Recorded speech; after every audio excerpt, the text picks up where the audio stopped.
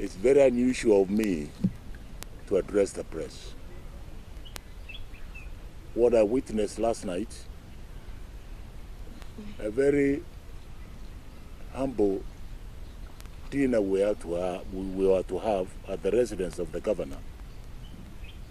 And unknown to us, within the curfew hours,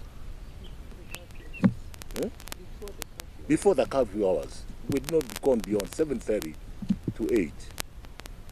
I hear a big bang on the door. The next thing we see is police officers coming to raid the residence of the governor. So I ask a very simple question. What were they coming to do? Is it not considered polite that you ring the governor of the county, and even if there was an allegation, tell him that we have heard about this, and give the governor the first chance to be able to tell you what it is? But storming a residence of a governor, a constitutionally elected governor, I find this to be totally obnoxious, to say the least. I've espoused peace. I preach peace, and I preach orderly society. I sat in Serena, and I asked, one of the things that we carried out in Serena is for this country to be governed under the rule of law. And the rule of law requires that you give a fair chance to both parties to express their opinion. I'm not a stranger to government. I've been a minister for many years. I've been an ambassador for more than 10 years. I've been a professor at the University of Nairobi. And I've respected authority throughout my life. And I will continue respecting the authority throughout my life. But when the authority goes beyond the excesses that I saw last night, that is totally unacceptable. It is totally unacceptable. You cannot come and disturb orderly people. This is a campaign period. The campaign window is still on until Saturday. And therefore, every candidate has a right to persuade voters to vote their direction. In this case, I have a right to persuade the voters to vote for my candidate, Engineer Omeke, whom I believe quite strongly he's in the lead. What I'm seeing now are maneuvers to try and create chaos, confusion, so that the voting can be compromised. Sure.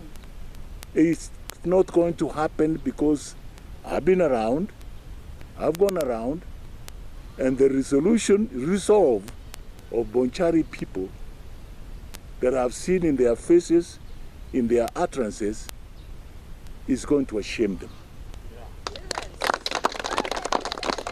Give the people of Bonchari their constitutional right to vote for the candidate of their choice.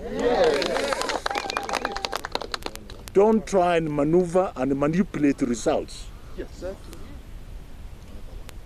It's not, you may have a temporary relief that you've won, but I can assure you, in my experience, you have lost it all.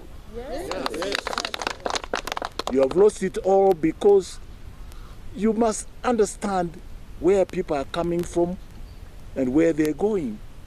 There are different seasons. Seasons when we must campaign, like now, and seasons when we must sit and relax. And we don't hate anybody. We love everybody. We want to work with everybody. But when you start putting your finger into my nose, then I must react. The only way I can react is to appeal to the voters of Bonchari that if you had any doubt, your candidate is Engineer Oimeke. If you had any doubt anywhere whatsoever, your candidate is Engineer Oimeke. Let us for once show Kenyans that we are a mature population in this Kisii land. And the decent thing we can do is to have decent elections. That's all we're asking for. And I know of other arrangements which I've had, I've seen, I've witnessed. Even when I drove here this morning, I received very critical information that manipulation of the voter turnout and the voting pattern is going to be manipulated. We are not cowards. We have been there in these elections before many times. We have won and we have lost. So we know the art of winning and the art of losing. So we're not strangers to these processes. So I appeal to the IBC, take charge of these elections. I appeal to the security forces, ninyi ni watumishi kwa wote. Play your rightful role as watumishi kwa wote. Don't favor anybody, but ensure that there is a peaceful coexistence by every party. And I appeal to the electorate of Bonchari. Don't be upset even if they chase you from the line to come and vote. Insist that you want to vote for your candidate of your choice. God bless Kenya and God bless Kisii land.